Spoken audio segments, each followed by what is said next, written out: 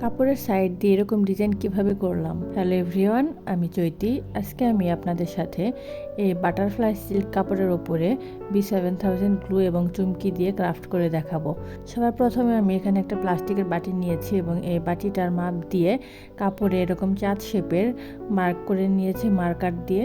তারপরে এই মার্কের ওপরে B7000 গ্লুটা লাগিয়ে নিয়েছি এবং এরপর একটা ব্রোন স্টিক নিয়েছি। ব্রোন স্টিকের মাথায় অল্প পরিমাণে গ্লু লাগিয়ে তারপর চুমকিগুলো ধরছি এবং কাপড়ের ওপরে লাগাচ্ছি। এভাবে আমি সবগুলো চুমকি ভালো করে লাগিয়ে নিব।